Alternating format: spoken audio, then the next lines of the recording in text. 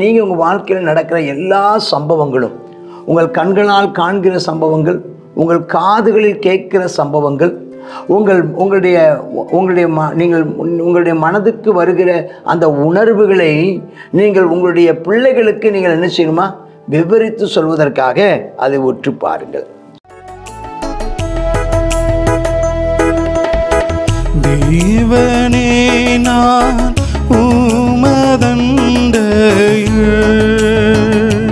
இன்னும் நெருங்கி செய்வதே அவள் பூமியில். தேவனே நான் உமதண்டையில்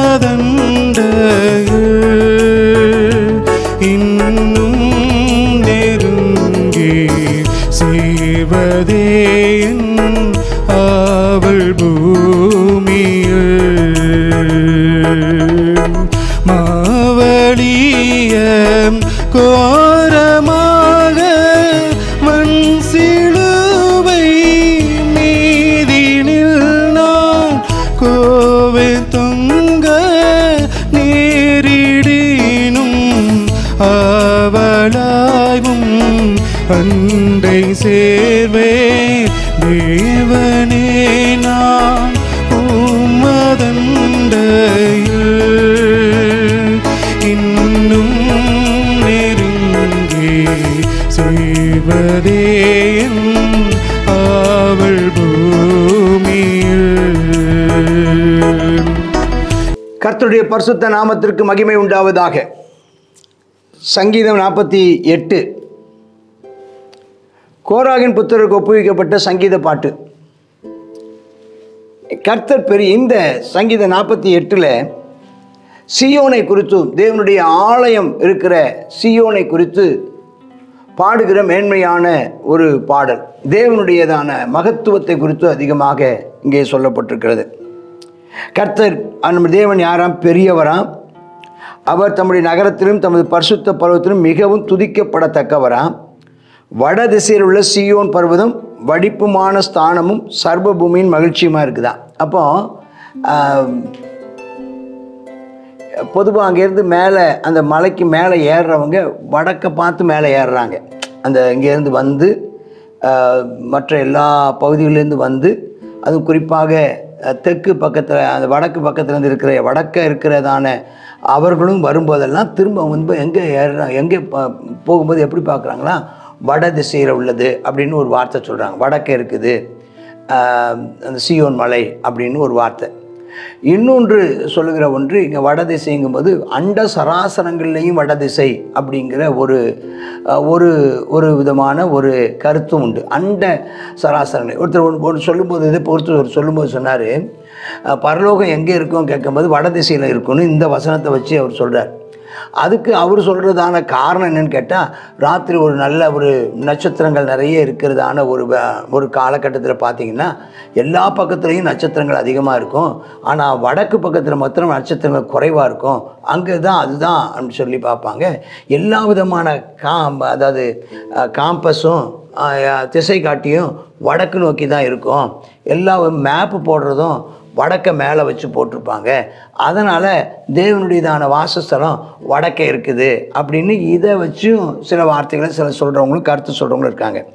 ஆக தேவன் சர்வ பூமியை ஆளுகிற அவர் என்ன செய்கிறாரா, சர்வ பூமியின் மனமகிழ்ச்சியாக இருக்குது அவருடையதான ஆலயமும் அவருடைய சிங்காசனமும்.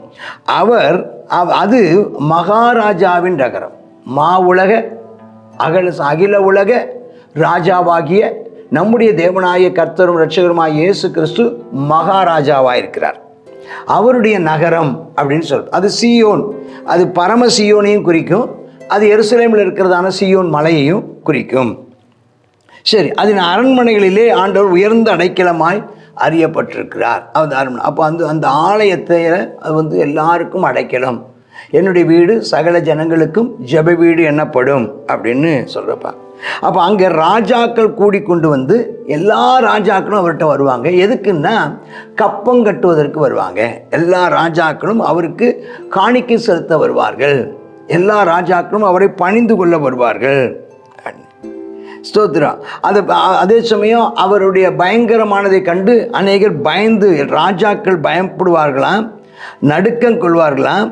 அவங்க எந்த அளவுக்கு நடுங்குவாங்கன்னா, ஒரு பிரசவ ஸ்திரீ ஆனவள் நடுங்குகிறது போல. அதை பார்த்ததான தாய்மார்களுக்கு அது தெரியும். கைகள் நடுங்கும், கால்கள் நடுங்கும், உடலெல்லாம் நடுங்கும், ஒரு பெரிய வேதனை, அப்படிப்பட்ட வேதனைப்படுவார்களாம். ஆண்டவருடைய வல்லமையை பற்றி 7ஆம் வசனம் சொல்லப்பட்டிருக்குது.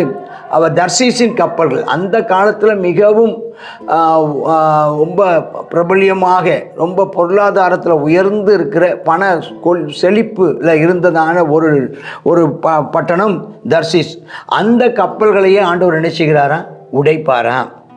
அதாவது யாருமே அவருக்கு விரோதமாக இருக்க முடியாது அப்படிங்கிறத நம்ம பார்க்குறோம்.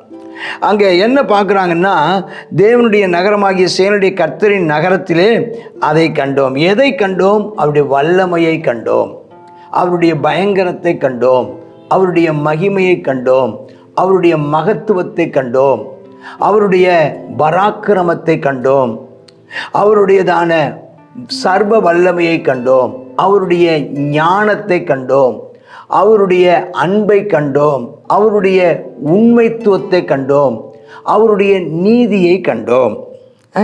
அது என்றென்றைக்கும் அதை என்ன செய்வார்? ஆண்டவர் ஸ்திரப்படுத்துவாரா. 9ஆம் வசனம் பாருங்க.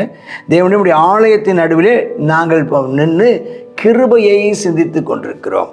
எப்பவும் ஆலயத்துக்கு வரும்போது, சர்ச்சுக்கு வரும்போது நம்ம எதை சிந்திக்கணுமா? அவருடைய கிருபை.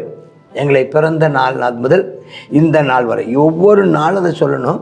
ஆராதனை சர்ச்சுக்கு வந்த உடனே எல்லாரும் நின்று ஆராதிக்கிற நேரத்தில் நீங்கள் கையெடுத்து கும்பிட்டு, பிறந்த நாள் முதல் இந்த நாள் வரை எங்களை ஆதரித்து வந்த உங்கள் கிருபையை நினைக்கிறோம், எங்கள் பாவங்களை மன்னித்த கிருபையை நினைக்கிறோம், எங்களை ஆண்டவர் இதுவரை நடத்தி வந்ததை நினைத்து நன்றியோடு கிருபையை, அந்த நடத்தி வந்த கிருபையை நினைக்கிறோம், எங்களை பராமரித்த கிருபையை நினைக்கிறோம், எங்களை பாதுகாத்த கிருபையை நினைக்கிறோம், எங்களை இதுவரை வழிநடத்தின கிருபையை நினைக்கிறோம், எங்கள் வியாதி நேரத்தில் எங்களை சுகமாக்கின கிருபையை நினைக்கிறோம், கஷ்டமான குழப்பமான நேரத்தில் எங்களுக்கு சமாதானம் தந்த கிருபையை நினைக்கிறோம், எங்களுடைய பாவங்களை மன்னித்து நீதிமான் ஆக்கின அந்த கிருபையை நாங்கள் நினைக்கிறோம். எப்போதும் உம்முடைய பிரசன்னம் எங்களோடு கூட இருக்கிற பிரசன்னத்தை நினைத்து, யெகோவா ஷம்மா நாங்கள் நினைத்து உமக்கு அந்த கிருபையை எங்கள் நடுவில் தங்குவதற்கு நாம் சித்தம் கொண்டீரே, அந்த கிருபையை நினைக்கிறோன்னு சொல்லி அதை நினைக்க வேண்டுமா? கர்த்தருக்கு ஸ்தோத்திரம் உண்டாவதாக. அதுதான் அதை பற்றி தான் சொல்கிறேன். அப்படி நீதியினால் நிறைந்ததையும் நியாய தீர்ப்புகளை பற்றியும் அவன் எல்லாம் சொல்லி பாருங்க. அதெல்லாம் சொல்கிறாங்க. அங்கே ஆண்டவருடைய மகிமையை, அந்த சியோன் கட்டடத்தினுடைய கொத்தளங்களை எண்ணுங்கள் அப்படின்னு. அப்போ எவ்வளோ பெரிய அகலமாக அந்த ஆலயத்தினுடைய கட்டடங்களை பார்த்து, அதான் பின் நாட்கள் இது கோராகின் புத்தகம் சங்கீதங்களாக இருந்தாலும், தாவீதின் சங்கீதம் சொல்லப்பட்டாலும், இது தாவீது காலத்துக்கு பின்னால் எழுதப்பட்டதான ஒரு சங்கீதமாக இருக்கும்னு சொல்கிறாங்க. கொத்தளங்களை எண்ணுறாங்களாம்.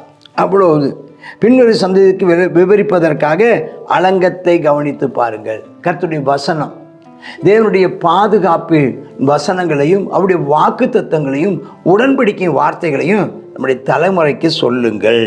சொல்லுவதற்காக கவனித்து பாருங்கள். அவர்களுக்கு சொல்லுவதற்காக கவனித்து பாருங்கள். அப்போ நீங்கள் உங்கள் வாழ்க்கையில் நடக்கிற எல்லா சம்பவங்களும், உங்கள் கண்களால் காண்கிற சம்பவங்கள், உங்கள் காதுகளில் கேட்கிற சம்பவங்கள்,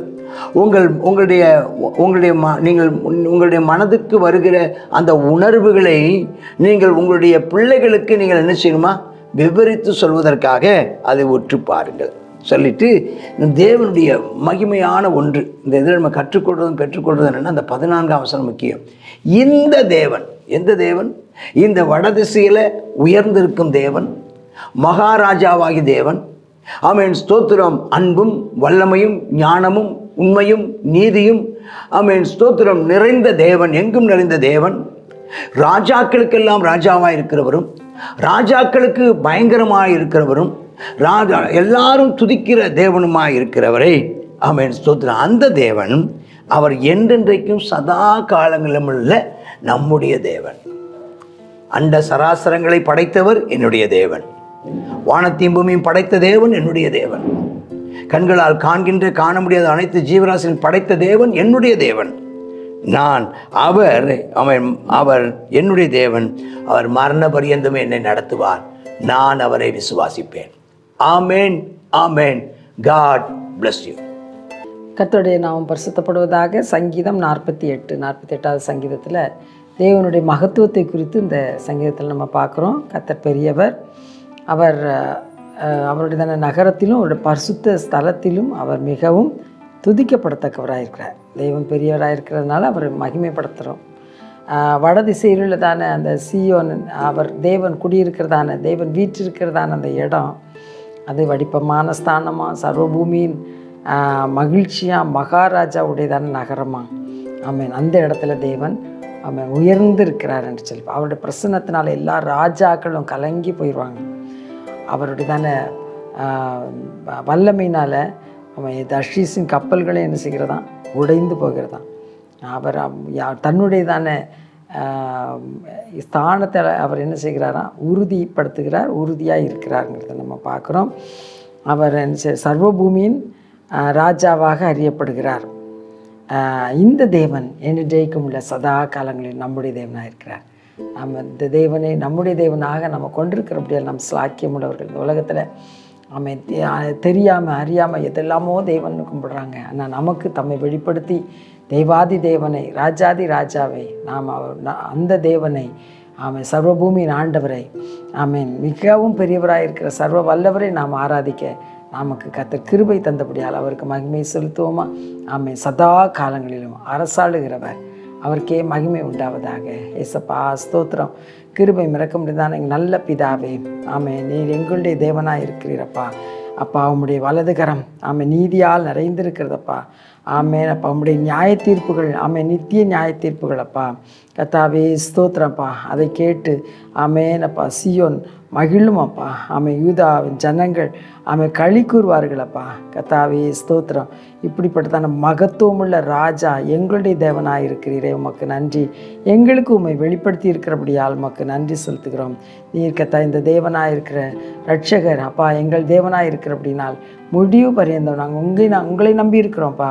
நீர் கர்த்தா மரண பரியந்தம் எங்களை அப்பா நீ நடத்தி செல்ல போதுமானவராக இருக்கிறபடியால் உமக்கு மகிமை செலுத்துகிறோம். இயேசுவின் நாமத்தில் ஜெபிக்கிறோம் நல்ல பிதாவே. ஆமென். ஆமென்.